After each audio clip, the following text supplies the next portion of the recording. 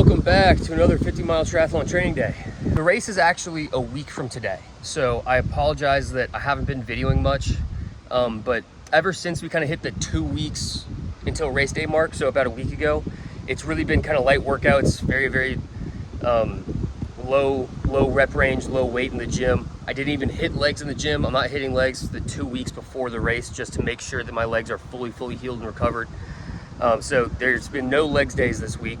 The gym was super light. I got one push day and one pull day, and that'll be the last gym session. I'm not hitting the gym this coming week either. So no legs, just 2 upper body workouts this week. I got 1 swim, I got a run, I got a 45-minute bike on a Peloton, so very light stuff. And today's gonna be, we're doing 24 miles today. So we're doing 20 on the bike and then a 4-mile run. This is exactly a week out from race day. So like I said, it's I'm gonna keep it very light today. You know what I mean? I'm gonna keep it easy. I'm not gonna push very hard.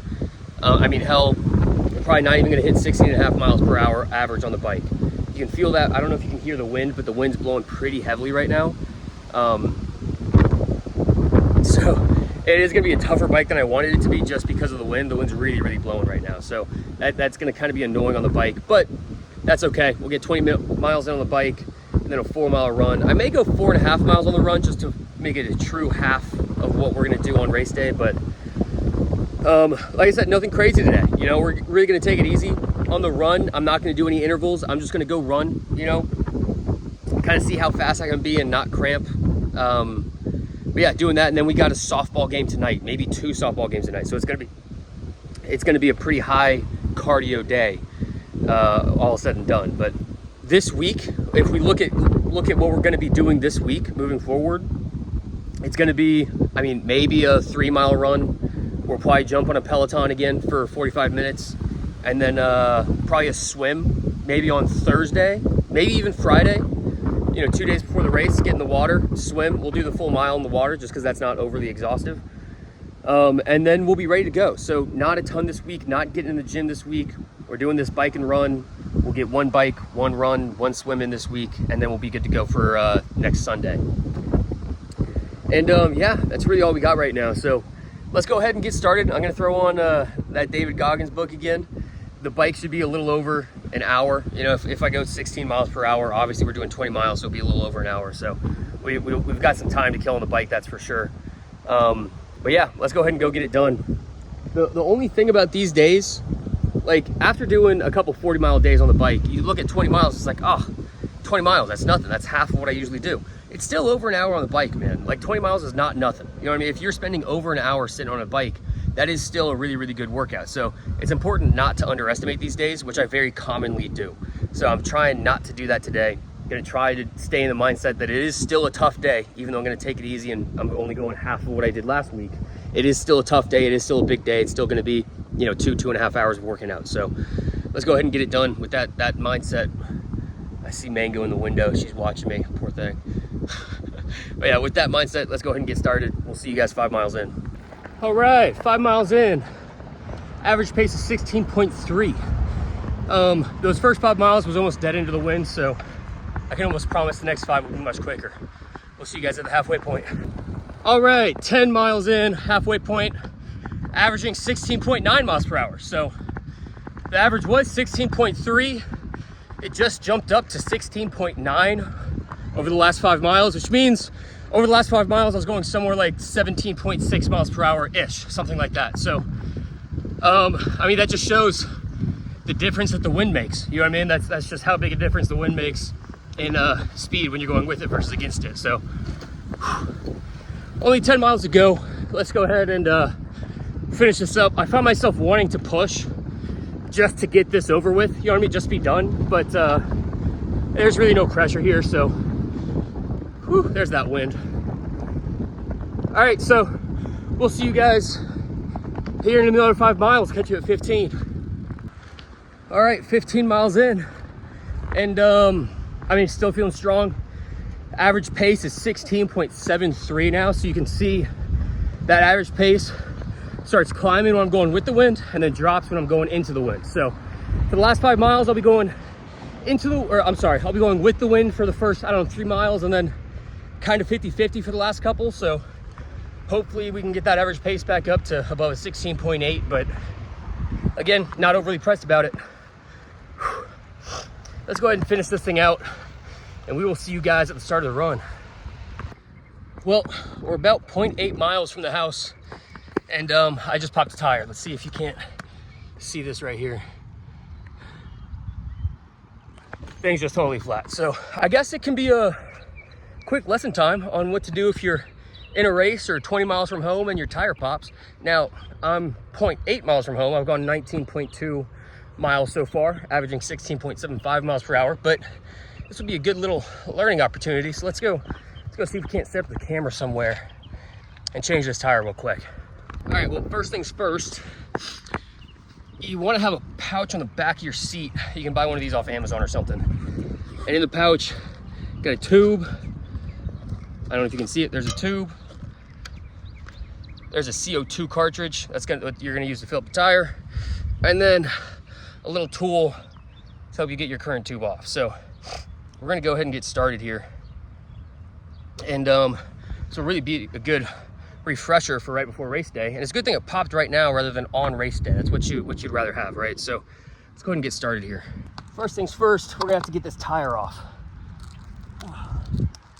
And for this reason, you'd rather pop your front tire than your back one, just because the front one's much easier to get off, but it's the back one, so you know, it is what it is. But let's see here. So you're gonna have something right here, that little axle, flip that open, unscrew it. Bang, boom, bam. Once you unscrewed enough, whoops, it'll slide off just like that. So you see, I unscrewed it. Now the tire's loose of that. It's able to come right up.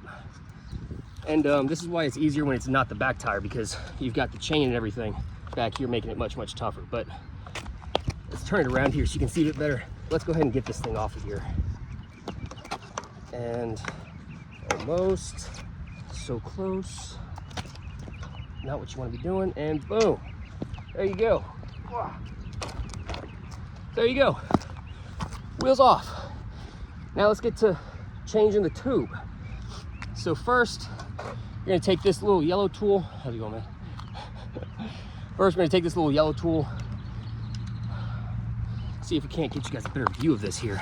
Man, I wish I had someone to help film for me, because it's tough to change a tire while I'm trying to take a video, but I apologize if you can't see very well, but you're gonna take your little yellow tool and you're just gonna find the edge of your tire, get under it, and then pop it up and over the side. Can you see what I'm doing there? Just pop it up and over the side, and you're just gonna drag it all the way around. Whoop. You can see, I just popped it out, but you can see where I'm starting to get that tire off. And just keep working it on out. Dang it. There it goes. See, and now I've got a lot of it. Now it's just gonna be nice and easy. I'm just sliding it on out of there. Boom, just like that. So now we got the tire off. Or not tire off, but you know, see the tire like half on, right? So now it's just on kind of half the wheel. See what I'm saying? So now we need to get the tube, which is actually what popped, out of the tire. So that's what we're gonna pull out next. First things first, find where you fill up the tire at. Whoa. You're just gonna, so find where you fill up the tire at. Just gonna push that on out of there. Bam. And there you go. And now you just pull the tube on out.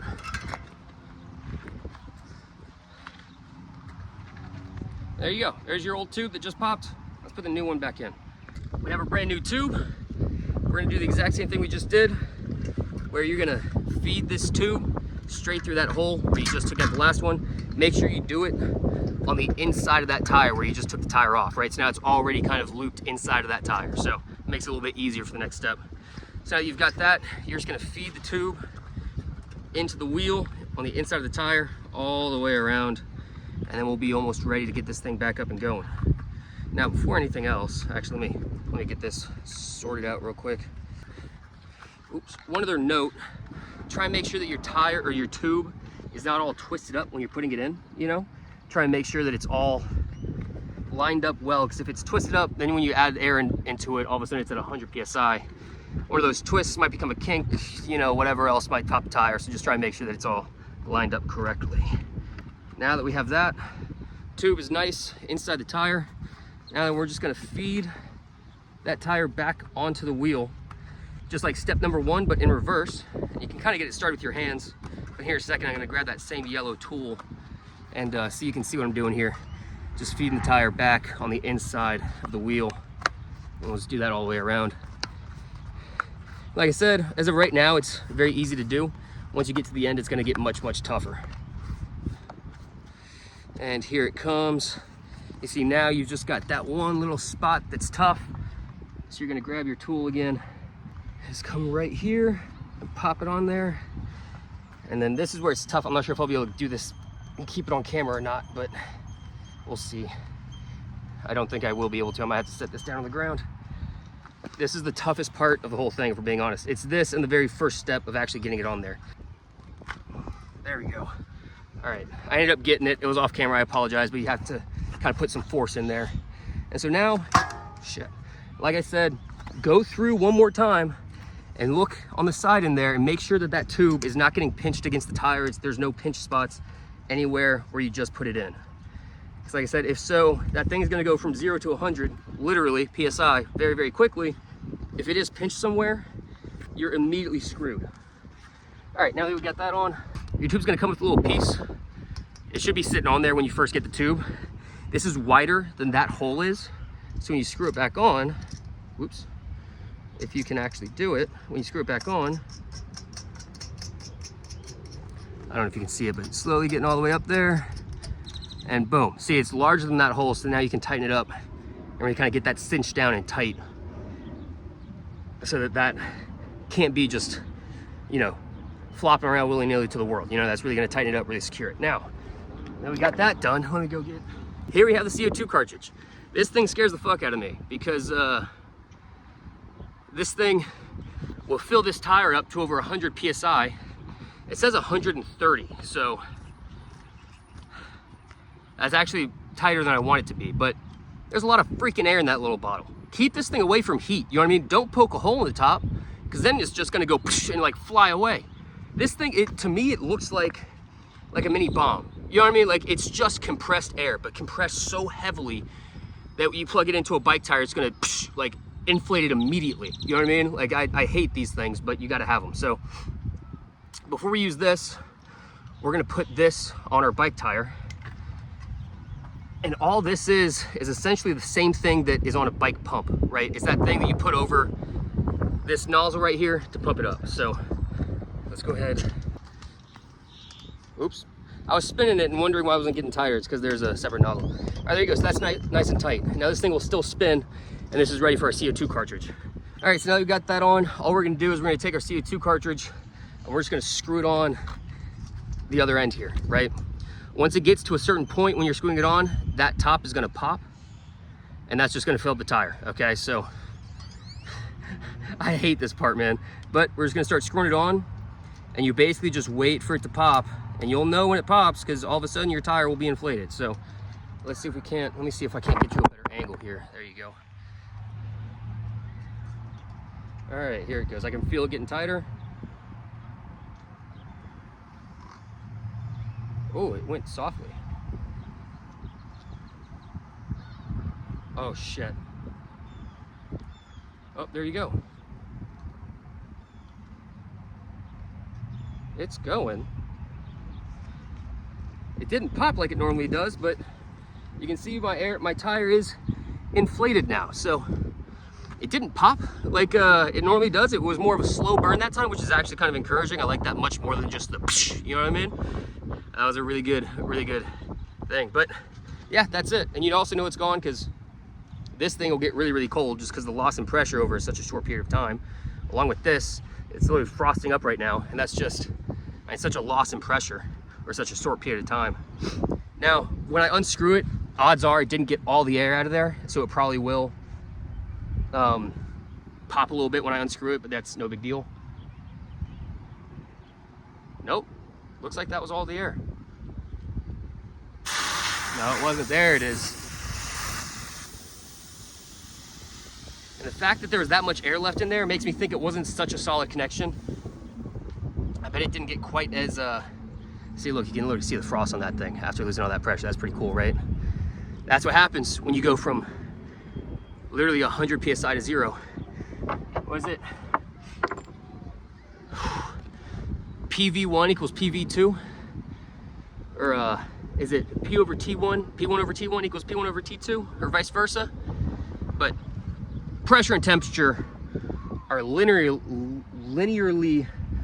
related. So now you've got a brand new tire. Now the only thing is to get it back on your bike and you're good to go. And get it back on your bike is the easiest part. I'll video that as well, just because why not? This has already been, I've been taking a video, so this is taking me full 15 minutes, but that's with kind of stopping and explaining everything.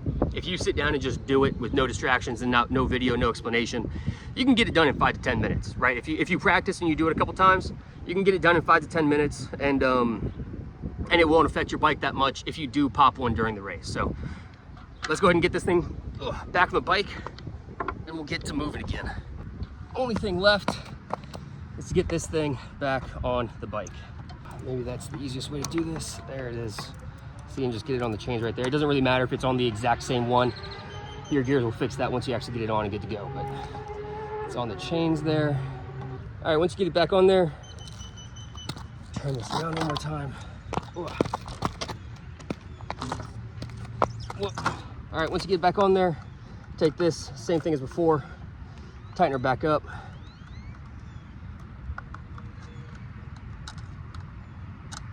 Once you get it tight, cinch it down, good to go. So, quick little 1-2 on how to change a bike tire. Now let's go ahead and get home, because I've wasted almost 20 minutes sitting here, and we really got to get this run done because we're starting to run out of time for the day. All right, bike has been finished up. It was a full 20 miles. Average pace was 16.73, I think, 6.75, something like that. I'll have to check, I'll have the numbers at the end. With the run, we're really just gonna go today and see how we feel. No interval, no splits, no nothing. Just go run 4 miles. Yeah, see when I need to take walk breaks, when I don't. It's kind of like a test day, you know, where I just get off the bike, immediately go start running and see how it feels. See if my legs start cramping, all that good stuff. So we will check in every mile, and we'll see you after mile 1. Mile 1, 7:51. Faster than I thought I was gonna be, but really feeling pretty good. Sun's coming out, which will make a difference, but we'll just keep chugging away for now. Hopefully first walk break after mile 2. We'll see you then. Mile 2, 7:32.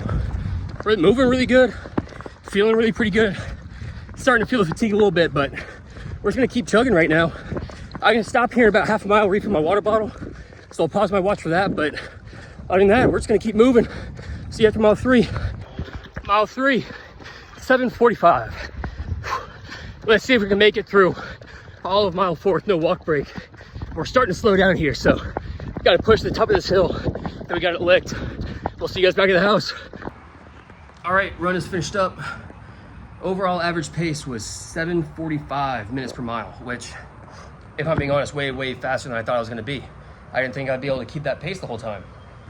That was one of those things that it's a combination of, first of all, I only did 20 miles on the bike instead of 40, whereas the last few weeks I did 40 miles on the bike, so that definitely helped.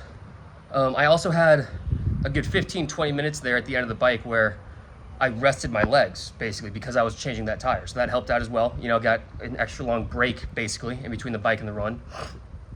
And then also, just to kind of be completely honest here, I stopped to refill my water bottle, right? And I paused my watch when I refilled my water bottle. So I did get a little, 2-minute break right there.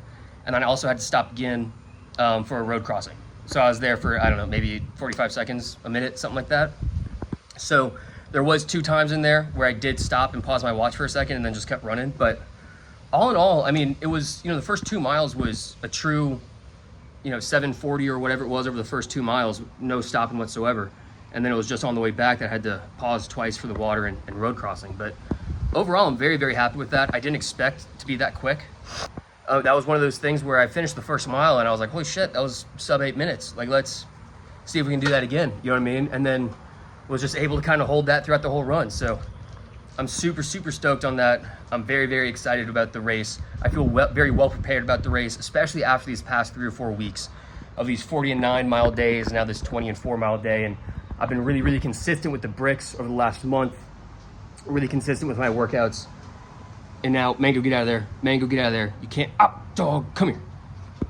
She's trying to get in the grill. You can't get in the grill. I want to say hi. Okay, or not. But yeah, all in all, I feel really good. So this week will be kind of almost like a victory lap type week where, like I said, a few very light, very easy workouts, but that'll be it. And then race day coming up here pretty soon. So, all right, we'll go ahead and cut it there because we are better today than we were yesterday. We'll be better tomorrow than we are today. Good shit, team.